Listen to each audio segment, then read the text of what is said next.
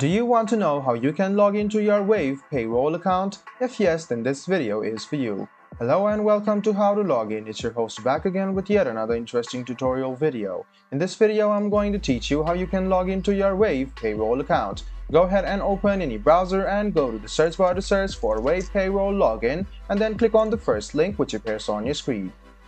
This will take you to the official login portal of Wave. Now go ahead and write down your email address in the first box. Then go to your password box and write down your password associated with your account and then check your password once and make sure it is correct.